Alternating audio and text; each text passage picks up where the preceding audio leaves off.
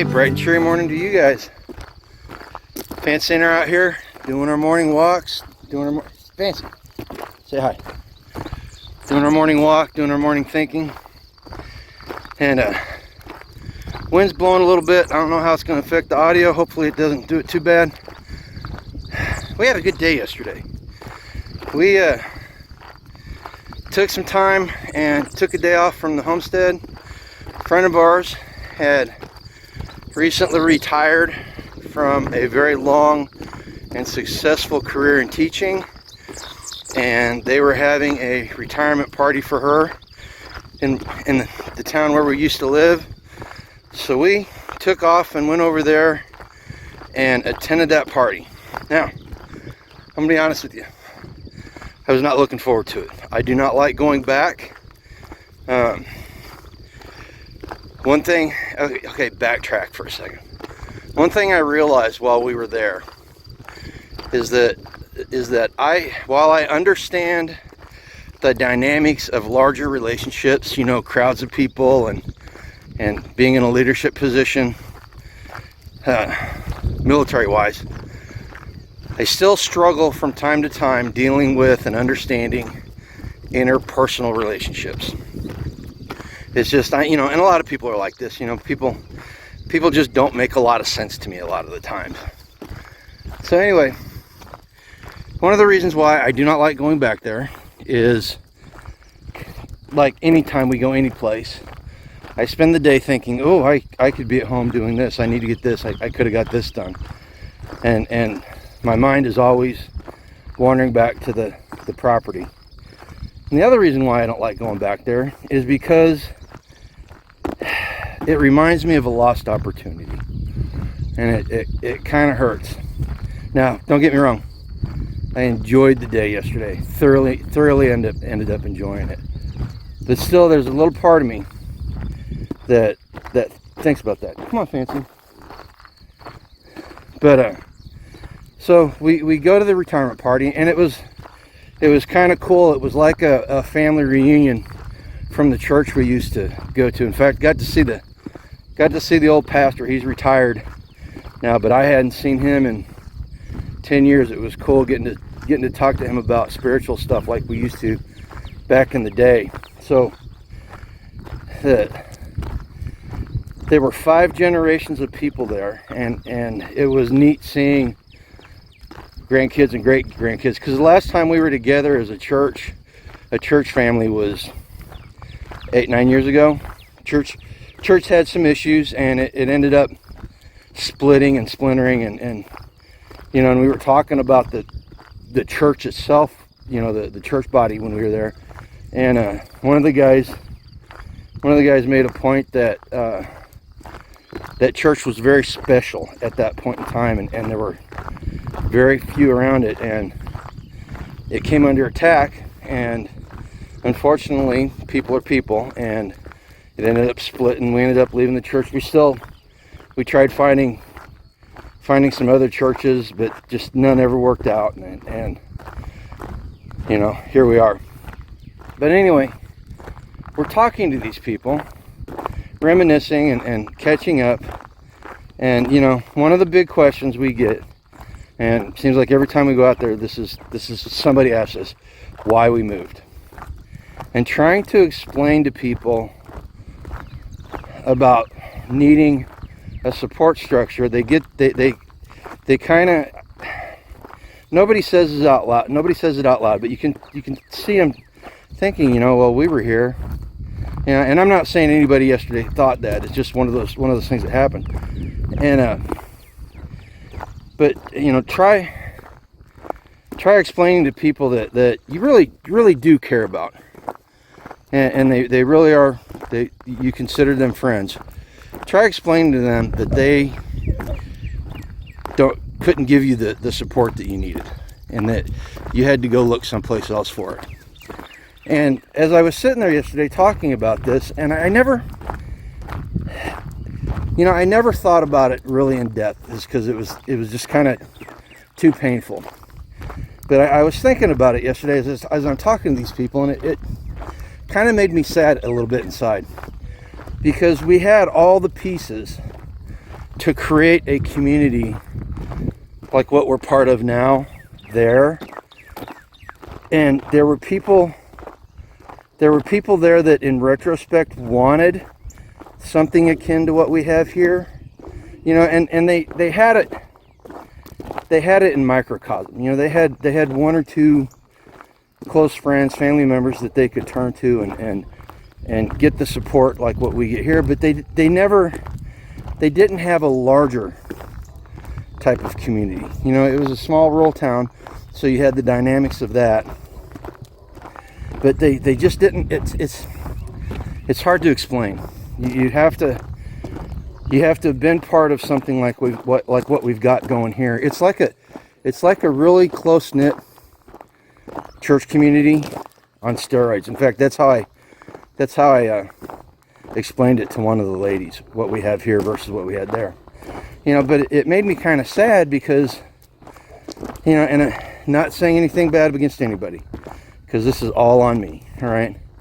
But I, at that point in my life, I was relying on somebody else to start building the community. I knew it needed to be done, and I would encourage this person who knew everybody, grew up there, and he knew everybody, and I would encourage him to start doing what we were doing here, because we had met Tag and Hacks and everybody in the core group. You know, we knew them for several years by this point, and I was trying to replicate what was growing here there back home.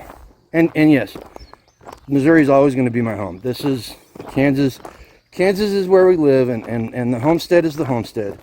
But Missouri will always be my home. And if, you know, if I had... Hey, I got home from the walk, took off my pack, and realized that I forgot to mention something very important on the walk. Make no mistake about it. We are where we are supposed to be. No regrets. We're here because God placed us here for a reason. And while I don't completely understand the reason sometimes, if it weren't for being here, we would not be out sharing our experience with people and encouraging people to truly live a life done free or build community. So just know this, no matter what I say, at the end of the day, we are where we are supposed to be, and we are doing what we are supposed to be doing. Right? If I had the financial wherewithal to just pack up and move, and like if I won the super lotto or something like that, I would sell everything here in a heartbeat. I would pay somebody to do the heavy lifting, because I'm entirely too old and too tired to start over like that again. You know, doing it like we're doing now. But if I had the financial wherewithal, I would do it in a heartbeat. And knowing what I know now, I would take the knowledge that I've learned on building a community, and I would take all those people that we talked to yesterday, and there were a bunch of people. They're like, they're like, we need to do that here. We need to, you know, when we were explaining the community here, they're like, we need to do that here, and that's what we want. You know, and I told some of them, I said, look, you know, you got to do it then. But I would transplant in a heartbeat, and that's one of the things the Tag and I have talked about this quite a bit. You know, one of the coolest things that we think would happen in the movement that we got going on is that people that are in this community now, you know, like their kids grow up or something like that, that they move out of the community and they go someplace and they take the knowledge that they have of building a community like what we've got and doing what we're doing here, and seeding new communities all across the country, and spreading the ideas. And you know, like I said, I'm too old and fat to be uprooting like that, unless I got enough money to have somebody, you know, pay somebody to do all the hard work for me.